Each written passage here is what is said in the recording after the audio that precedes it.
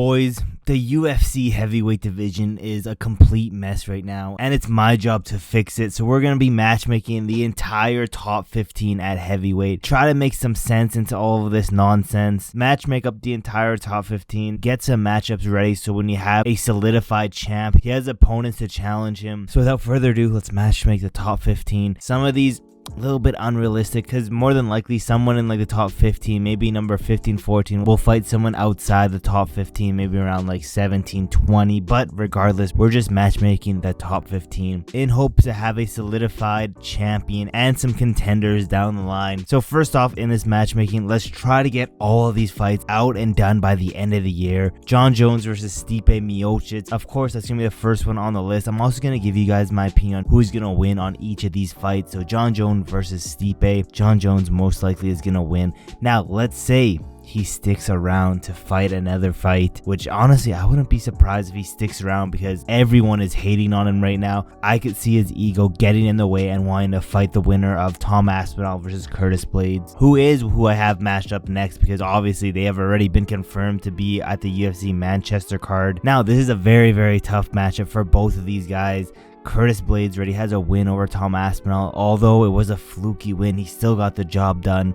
But in this rematch, give me Tom Aspinall to win this fight. Let's keep moving down. Another match that has already been made. Sergei Pavlovich, number 4 in the ranking, taking on number 6 in the rankings, Alexandr Volkov. This is again a very tough matchup. I want Alexandr Volkov to win this one, but I think Sergei Pavlovich might actually get this one done. But again, a hard matchup for both of these guys. For the sake of this video, let's just say Sergei gets it done.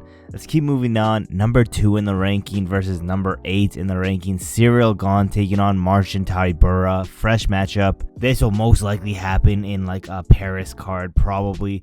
Ciryl Gane doesn't want to fight anyone. He's too busy filming movies. He doesn't want a title shot against Tom Aspinall. So give him someone down the ranking. Number 8, Marcin Tybura. And again, most likely than not, Ciryl Gane's going to win this one, unfortunately. But it's time we stop letting Ciryl Gane sit on his ranking and actually fight someone that's not an immediate title shot. Plus, he's ducking all these fights. You know the UFC isn't going to be happy with that at all. They're definitely going to give him someone lower in the rankings. And I think Marcin Tybura is going to be that perfect opponent. But unfortunately, I see Ciryl Gane getting the win in this fight. But let's keep moving on. Number 7 in the rankings, Jailton Almeida taking on Alexandr Romanov. This one already scheduled yet again, but for some reason, I think there's going to be an upset. Number 13 ranked Alexandr Romanov is going to get the upset win over Jailton Almeida, take his spot into the top 10. But with that being said, let's keep moving down. The rest of these are all fresh matchups. Serghei Spivac taking on Rodrigo de Lima. Number 9 taking on number 14. Both of them, I believe, coming off losses. Serghei Spivac, I could see getting this one done.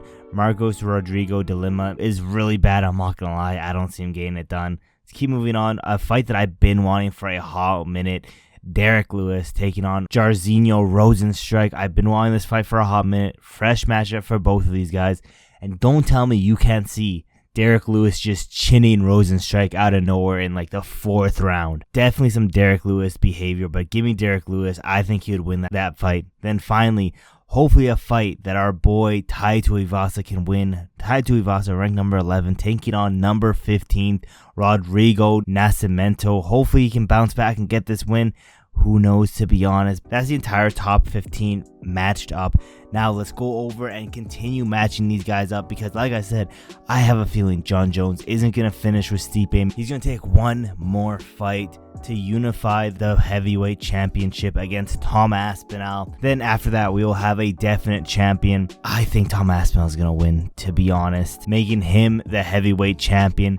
But let's just say somehow he does lose. After that, Jon Jones 100% retiring after that fight, making there be a vacant heavyweight belt. After that, I could 100% the UFC. Either this would be a title eliminator for Tom Aspinall, or this would be, if Jon Jones won, for the vacant heavyweight belt. And I could see that being number 2 versus number 3. Ciryl Gane taking on Sergei Pavlovich. I could 100% see that happening either way. And then after that, we still have so many different matchups that we can match people up with. A lot of stuff could be, rematches. We could see Derrick Lewis taking on Alexandr Volkov yet again for the rematch. Or we could see Derrick Lewis trying to right some of his wrongs in Serghei Spivac.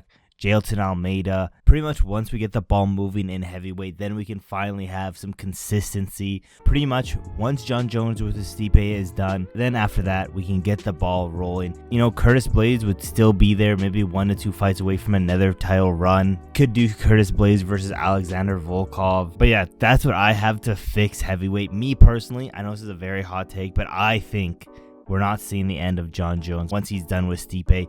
I think all of this commotion of us saying that Jon Jones is scared, that his legacy is kind of, you know, not all it seems to be. I think Jon Jones' ego is not going to let him retire after that. I think he's going to have to fight Tom Aspinall, or if Curtis Blaydes does win, he's going to have to fight Curtis Blaydes, which is a pretty dangerous matchup for Jon Jones, I'm not going to lie. But yeah, I don't see this being the end of Jon Jones. And for some reason, what I could also still see happening, you know, if for some reason, God isn't real and we don't see Jon Jones face down on the canvas unconscious by Tom Aspinall and Jon Jones somehow beats Tom Aspinall, I could 100% see him calling a shot out, trying to fight Alex Pereira, because that's a very easy matchup for Jon Jones. It just is what it is. Do I see Jon Jones calling out Pereira before we get the Aspinall fight? No. I think regardless, either they're going to strip Jon Jones or he's going to have to fight Tom Aspinall, because having Tom Aspinall defend his interim title is not a good look, especially if he has to do it more than once. But yeah, let me know in the comments below, what do you guys think of all this matchmaking? Is there any other road you guys would do to fix heavyweight? Because like I said, heavyweight is a mess right now, but after all this matchmaking, hopefully we can get the ball rolling, get some consistency out of heavyweight, because as of right now,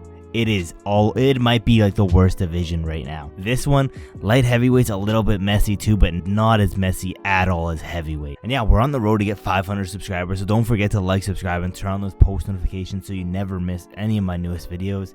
And yeah, there's really not that much else left to say except for I will see you guys in my next video.